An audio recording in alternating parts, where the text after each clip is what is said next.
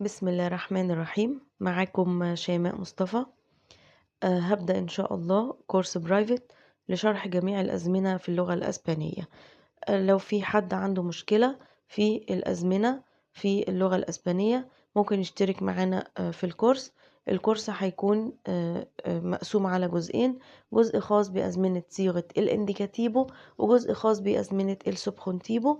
فهنشرح في كورس الانديكاتيفو كل ما يخص أزمنة الانديكاتيفو، سواء كانت الأزمنة البسيطة اللي هي البريسنتي أو البريتيرتو امبرفكتو أو الانديفينيدو أو الفوتورو سيمبلي. وهنشرح برضو الأزمنة الكومبوستوس اللي هي المركبة، سواء كان بريتيرتو بيرفكتو أو بلوس كومبرفكتو أو بريتيرتو انتريور أو الفوتورو بيرفكتو. هنشرح كل أزمنة الماضي وأزمنة المستقبل والمضارع اللي موجودين في الانديكاتيفو.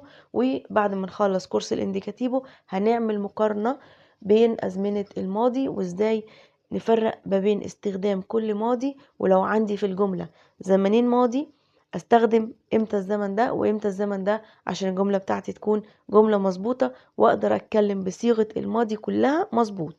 تاني حاجة هنشرح مع كورس الانديكاتيفو الاحتمال الكونديشنال سواء كان بسيط او مركب.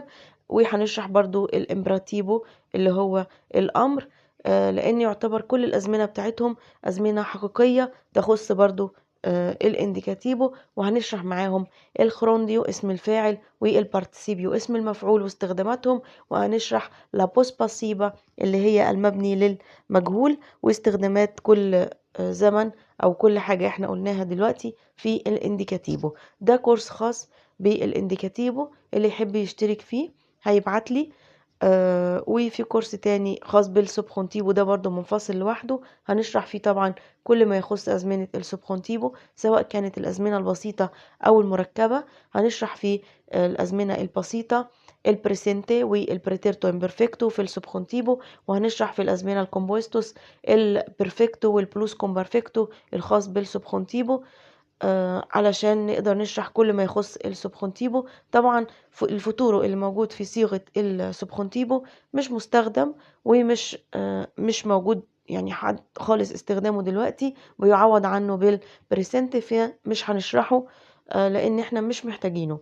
وبعد ما نخلص المودو سبخونتيفو هنعمل مقارنة ما بين الانديكاتيفو والسبخونتيفو، وامتى استخدم المودو انديكاتيفو وامتى استخدم المودو سبخونتيفو. وطبعا مع كل الأزمنة في أمثلة هنطبق عليها القواعد بتاعتنا عشان ما يكونش فيه في النهاية أي مشكلة في استخدام الأزمنة. طبعا كورس الانديكاتيفو منفصل وكورس السبخونتيفو منفصل، ده ليه ميعاد وده ليه ميعاد.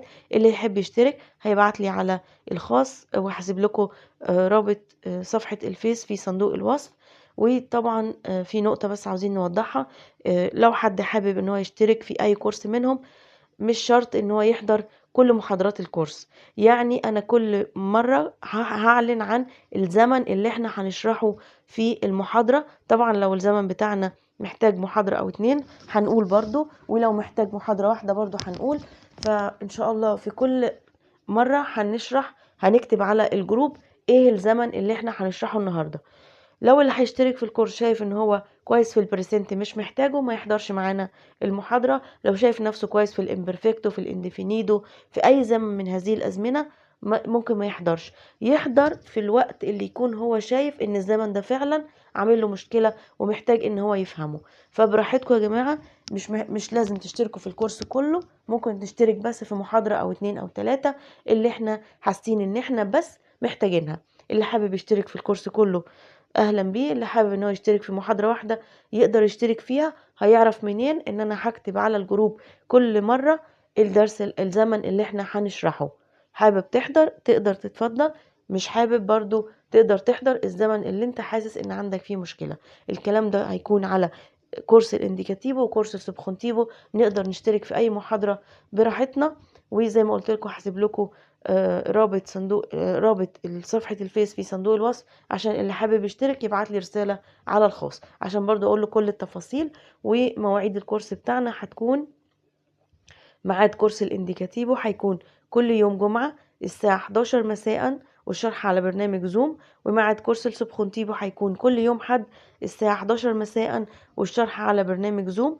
وعشان تشتركوا في الكورس ممكن تتواصلوا معايا زي ما قلت لكم عن طريق إرسال رسالة خاصة على رابط على صفحة الفيس بتاعتي، وهسيب لكم الرابط في صندوق الوصف.